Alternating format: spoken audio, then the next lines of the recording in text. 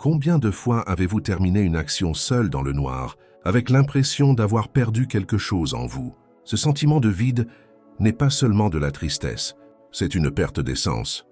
Comme si votre âme hurlait, mais que vous l'aviez fait taire par une brève bouffée de plaisir. Et si je vous disais qu'à chaque fois que vous cédez à cela, vous vous éloignez de ce que vous devriez être? Le monde n'en parle pas. Internet, les films, les amis, tout le monde dit que c'est normal. Saint, tout le monde le fait. Mais au fond, on sent que quelque chose ne va pas. Certains d'entre nous ne sont pas faits pour vivre comme tout le monde. Certains ressentent un étrange malaise, un inconfort face à ce genre de plaisir facile. Et parce que nous sommes différents, nous avons été choisis pour quelque chose de plus grand. Mais pour recevoir le nouveau, l'ancien doit mourir. Et la première étape est l'immobilité du corps. Abstinence sexuelle, masturbation et pornographie pendant 90 jours. Ce n'est pas une question de religion, c'est une question de libération. C'est comme s'évader d'une prison dont on ignorait l'existence. Et quand on commence, les premiers jours sont les plus durs. Votre corps vous hurle dessus, votre esprit essaye de vous tromper. Vous rêvez de scènes dont vous ne vous souvenez même pas. Vous voulez retourner à ce que vous essayez vraiment d'abandonner. Mais c'est l'épreuve, c'est le début de la guerre. Et voyez, ce n'est pas seulement votre corps qui crie, mais le monde spirituel aussi. Car lorsque vous commencez à retenir et à emmagasiner, l'énergie précédemment perdue, elle commence à s'accumuler, à s'élever et à interagir avec des dimensions intérieures dormantes. Et puis quelque chose d'étrange se produit. On devient plus sensible, mais aussi plus fort. On perçoit les choses, on perçoit son environnement. Vous commencez à vous méfier des gens, des paroles et des intentions. C'est comme si votre perspective changeait. Et vous savez pourquoi? Parce que le Saint-Esprit a désormais plus d'espace. Non pas qu'il ne le voulait pas auparavant, mais parce que son temple était rempli de saleté, et Dieu n'habite pas là où règne le désordre. Le calme du corps est le début de l'activation spirituelle. C'est le premier portail où l'on cesse de lutter contre le monde, et où l'on commence à se battre contre soi-même. Mais ce combat n'est pas pour tout le monde. Il est pour ceux qui entendent l'appel. Il est pour ceux qui en ont assez d'être esclaves de leurs propres désirs. Ceci s'adresse à ceux qui, au fond, savent qu'ils sont nés différents. Avant de continuer, merci d'aimer ce contenu pour qu'il puisse toucher d'autres personnes. Abonnez-vous à la chaîne ici pour ne manquer aucune vidéo et dites-moi d'où vous la regardez dans les commentaires. Je suis impatient de voir à quel point ce message touche et auprès de qui il trouve un écho. Au début, on est plein de motivation, de confiance et de conviction que l'on peut y arriver. Mais le temps passe et ce qui semblait facile devient un combat. Vous sentez le poids de votre corps. Vos pensées reviennent avec force. Un désir surgit soudainement, sans votre permission. C'est comme si quelque chose en vous essayait de vous saboter. Et c'est vrai, votre corps ne comprend pas ce que vous essayez de faire. Il est habitué depuis des années à recevoir une récompense anodine. Il est conditionné à vivre pour le plaisir rapide. Il ressent le besoin de toucher, de voir et de répéter ce vieux schéma. Mais maintenant, quelque chose en vous commence à dire non, et alors la guerre commence. Ce combat n'est pas dirigé contre votre corps. Elle est dirigée contre la dépendance, contre le vieil homme, contre l'homme naturel qui cherche à dominer l'homme spirituel. La Bible dit dans Galates 5:17 que la chair désire le contraire de l'esprit, et l'esprit le contraire de la chair. Ils sont en conflit constant. Vous le ressentez chaque jour. C'est comme si vous étiez deux. L'un aspire à la sainteté, l'autre ne recherche que le plaisir. L'un veut aller au paradis, l'autre au lit. Et plus tu résistes, plus l'enfer te tourmente. Car désormais, tu n'es plus seulement quelqu'un qui essaie de changer une habitude. Vous commencez à briser des liens spirituels, des chaînes invisibles qui vous ont retenu pendant des années. Vous souvenez-vous de ces rechutes apparemment inoffensives? Chacune d'elles alimentait un esprit d'esclavage. Et plus on cédait, plus on s'affaiblissait. Je n'exagère pas. Il y a des gens qui ont perdu des opportunités, des relations et de l'autorité. Tout ça à cause de ça. Parce que ton corps a crié plus fort que ton esprit. Et maintenant, tu tournes la clé. Vous affrontez votre plus grand ennemi, vous-même. Les tentations viennent de partout. Parfois, une image, un souvenir, une odeur, un désir surgissent de nulle part. Cela semble une coïncidence, mais ce n'en est pas une. Le monde spirituel a remarqué que vous avez été ressuscité. Et maintenant, les attaques ne sont plus physiques.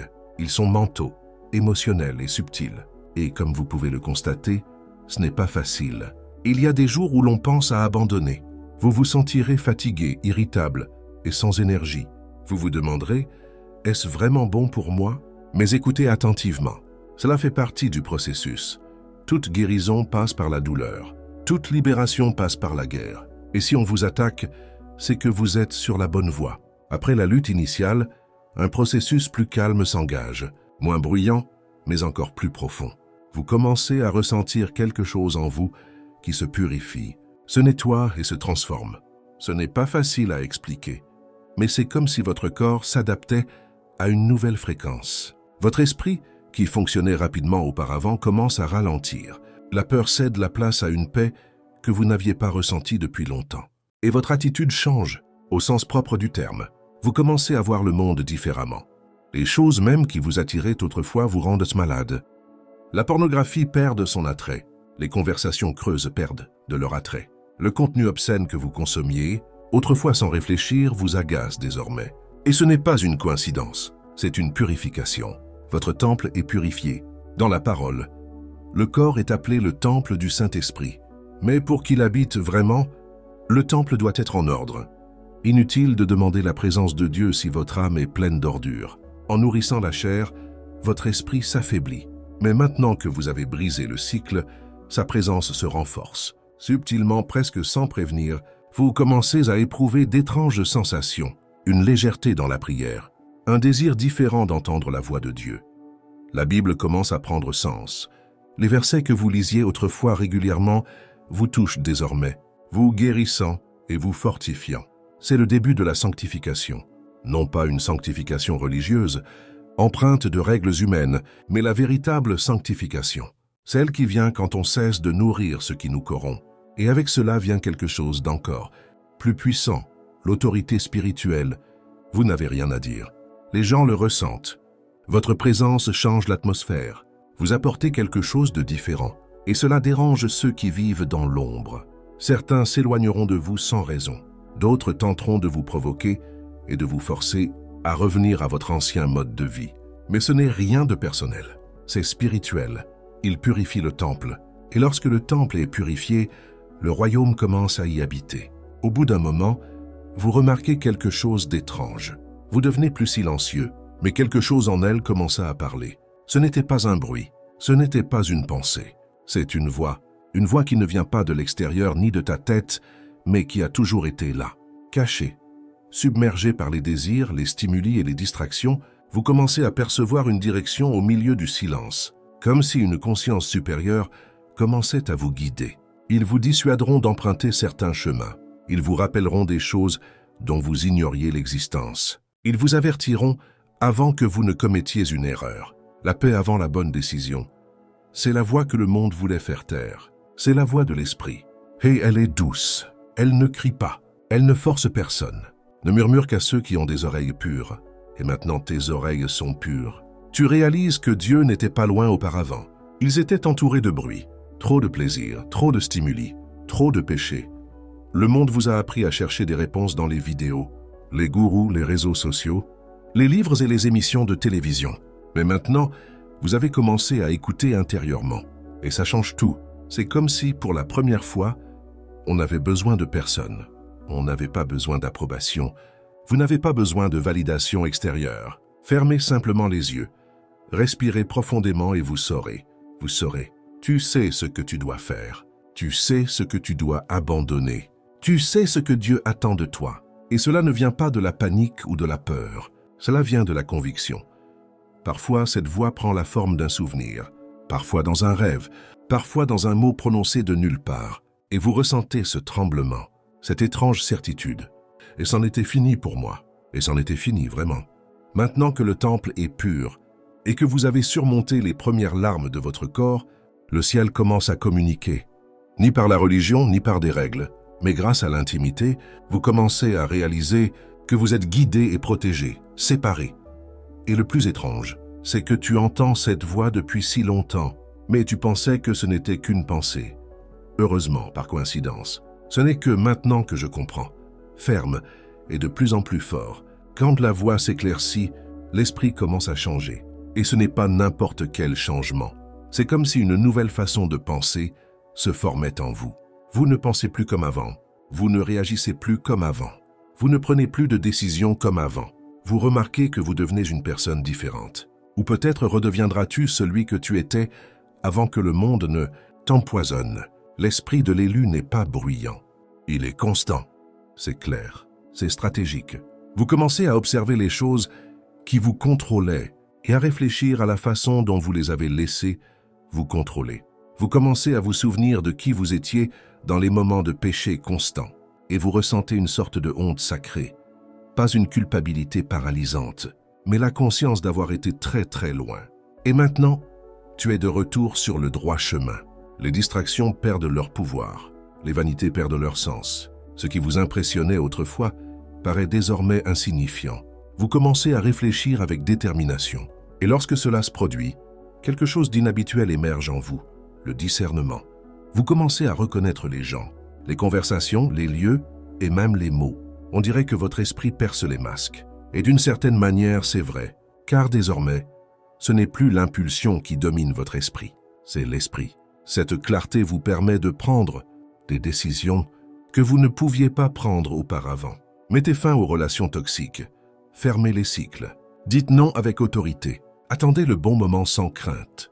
Vous commencez à comprendre que chaque chose a son temps et que le temps de Dieu n'est pas révélé à un esprit impur. Mais maintenant, votre esprit est pur, en phase, prêt à écouter et à obéir. Et c'est rare. Peu de gens ont le courage d'aller aussi loin. La plupart abandonnent après quelques jours. Ils retombent dans le même cercle vicieux. Tu t'abandonnes à la chair, tu perds le fil. Mais toi, tu as résisté. Ainsi, votre esprit est façonné pour de grandes choses, pour des choses éternelles, pour des choses qui ne cachent, pour des choses qui ne cadrent pas avec la vie ordinaire. Tu n'es pas n'importe qui. Tu as quelque chose en toi que le monde ne comprend pas, mais qu'il respecte. Même l'ennemi reconnaît ceux qui ont changé d'avis. Et maintenant, tu deviens dangereux, mais pas physiquement. Tu deviens dangereux pour le système spirituel qui veut maintenir les enfants de Dieu endormis, piégés, accros, perdus. L'esprit de l'élu s'éveille avant le corps, et une fois éveillé, rien ne peut l'arrêter. Au bout d'un moment, on remarque quelque chose d'étrange. Les gens vous regardent différemment. Certains vous regardent avec respect, d'autres vous regardent avec gêne. Certains s'approchent sans savoir pourquoi, d'autres partent sans explication. Vous n'avez pas changé de vêtements, de voix ou d'apparence, mais la fréquence a changé, l'esprit a changé. Ce qui se passe a un nom, magnétisme spirituel. Lorsque vous vous purifiez de l'intérieur et cessez de vous concentrer sur les plaisirs momentanés, quelque chose en vous commence à briller. Ce n'est pas quelque chose de physique, ce n'est pas émotionnel, c'est spirituel. On commence à avoir une sorte de présence qui attire, et c'est aussi révélateur. Cela attire les personnes blessées, qui ont besoin de guérison, et expose ceux qui n'étaient là que pour vous vider de votre énergie. Vous entrez dans une pièce et ressentez un changement d'humeur, sans un mot. Et les gens le sentent aussi. Certains essaient de le cacher, de rire, de changer de sujet. D'autres restent silencieux. Ils se sentent mal à l'aise. Ce n'est pas de l'orgueil. Ce n'est pas une question d'égoïsme. C'est une question d'autorité. Votre énergie ne provient plus d'addiction, ni d'impulsion. Cela vient de la source. Cela vient d'en haut. Vous ne ressentez plus de fatigue constante. Ton esprit est léger. Ton corps est fort. Ton âme s'éveille. Et lorsque vous rencontrez d'autres personnes qui suivent ce chemin, la connexion est immédiate. Nul besoin d'expliquer ce que vous avez vécu. Votre regard le révélera. La posture le trahit déjà. Mais attention, ce magnétisme n'attire pas que les bonnes choses. Cela représentera également un défi. Les gens essaieront de s'approcher juste pour vous distraire. Ils seront attirés par quelque chose qu'ils ne pourront pas identifier. Mais au fond, ils veulent juste être nuls. Sexe, compliments, attention, énergie. Et si tu n'y prends pas garde, tu risques de tomber. Juste parce que tu te crois déjà trop fort. Car ce magnétisme est un don. Mais un don sans discernement devient un piège. C'est pourquoi chaque pas exige désormais la prière. Chaque conversation exige de la vigilance. Chaque regard doit être filtré vers l'esprit. Tu es devenu lumière. Et la lumière trouble ceux qui vivent dans l'ombre. Mais elle attire aussi ceux qui cherchent à échapper aux ténèbres. Tel est le fardeau et la gloire d'être élu. Il arrive un moment dans ce voyage où tout s'apaise. Les voix extérieures s'apaisent. Les invitations cessent. Les gens s'éloignent. et on se sent seul. Ce n'est pas de la solitude, c'est l'isolement. Et il y a une grande différence entre les deux. La solitude affaiblit, l'isolement vous prépare. C'est comme si le ciel vous disait « Maintenant que tu as entendu ma voix, maintenant que ton esprit s'est éveillé, maintenant que ton corps est sanctifié, tu dois être seul avec moi. » C'est un moment que beaucoup ne supportent pas parce qu'il n'y a plus de distraction, plus d'applaudissements, plus d'approbation extérieure. Il n'y a que toi et Dieu. Et ici, tout ce qui est superficiel disparaît. Le masque des fausses croyances disparaît. Les amitiés nouées par pure commodité se dissolvent. Les désirs qui vous contrôlaient disparaissent. Vous commencez à vivre comme les prophètes. Séparation, silence, déconnexion du monde. Non pas parce que vous êtes meilleur que les autres, mais parce que vous n'êtes pas comme eux. Ils vous ont exclus. Et ceux qui sont exclus ne s'intègrent pas. Inutile de revenir aux anciens lieux, car ils vous submergent désormais. Inutile de forcer des conversations creuses, car elles vous épuiseront. Vous essayez de reprendre contact, mais vous avez l'impression que ce n'est plus votre place. Et ça fait mal, parce que ce ne sont pas les gens qui manquent, mais le sentiment d'appartenance, le sentiment d'être compris, être accepté. Mais l'esprit vous murmure que vous n'êtes pas appelé à plaire, mais à obéir. Et c'est dans cet isolement que vous vous formez. C'est là que Dieu vous forme. Il vous révèle qui vous êtes sans public, pas de scène, personne pour applaudir. On apprend à prier sans musique, pleurer sans raison, faire confiance sans voir, croire juste parce qu'il l'a dit. Ce processus est douloureux, mais il est nécessaire, car avant que Dieu ne vous utilise, il doit vous vider. Avant de vous ressusciter, il vous cache. Avant de vous présenter aux hommes, il vous trouve caché. Et si vous supportez cet isolement, vous en ressortirez plus fort, plus pur et plus puissant que jamais, après l'isolement, après le silence, après des démissions que personne n'a vues, quelque chose change en vous, et pas seulement intérieurement. C'est visible, c'est perçu, c'est ressenti. Vous avez désormais une autorité infaillible. Il ne s'agit pas d'édulcorer les choses, ni d'utiliser des mots grandiloquents. C'est une question de poids spirituel. On entre dans une pièce et les conversations changent. On reste assis en silence et les gens se calment. Vous parlez doucement et la salle vous écoute. Cette autorité ne naît pas de l'orgueil, elle naît de l'obéissance. Ils les ont goûtés, ils les ont moulus, ils les ont nettoyés, et maintenant tu es là. Et cette présence est dérangeante, elle est terrifiante. Cela suscite la peur, non pas parce que vous le menacez, mais parce que votre existence même le révèle. Ta lumière révèle les ténèbres que d'autres tentent de dissimuler. Ta simplicité révèle les exagérations des autres. Ta paix révèle les peurs de beaucoup. Ta vérité confronte ceux qui vivent dans le mensonge. Et la peur se répand. Certains tentent de te discréditer. D'autres vous blâment. D'autres se moquent de vous dans votre dos. Mais nous avons tous des sentiments. Ils perçoivent quelque chose de différent en vous. Ils sentent que vos paroles ont du poids. Même si vous ne dites pas grand-chose, ils perçoivent une onction qui ne vient pas d'une classe sociale, ni d'une église, ni d'un diplôme. C'est né de l'intimité. C'est dangereux pour ceux qui vivent selon les apparences, car ils ne recherchent plus le sommet. Mais une fois placé au milieu, le ciel se révélera. Vous parlez, les gens pleurent. Vous priez, et l'atmosphère change. Regarde.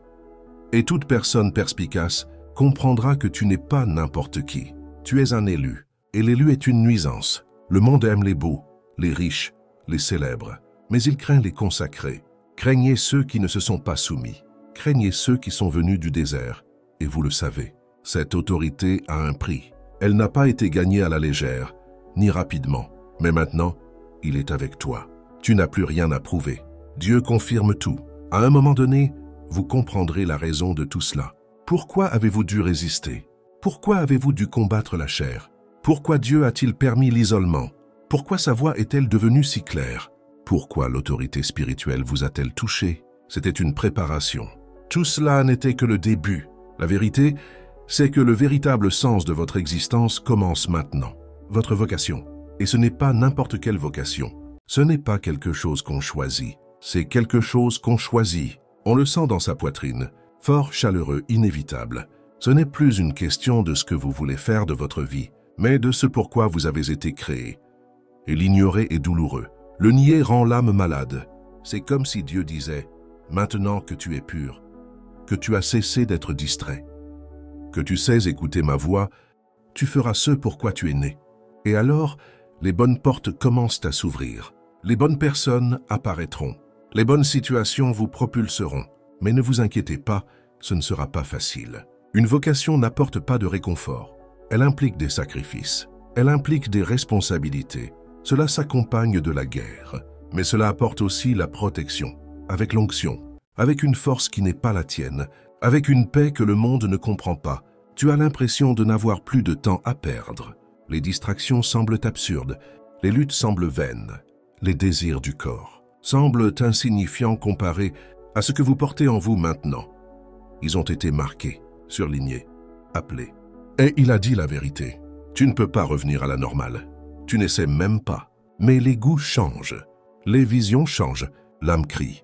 Vous pourrez vous écarter du droit chemin pendant un temps, mais vous ne vous sentirez plus jamais à l'aise dans le péché, car le ciel vous a appelé. Et cet appel est irrésistible. Il ne s'agit pas de se sentir prêt. Il s'agit de faire confiance. Il s'agit d'obéir. Il s'agit d'avancer, même dans la peur. Parce que maintenant, tu sais, tu n'es plus seul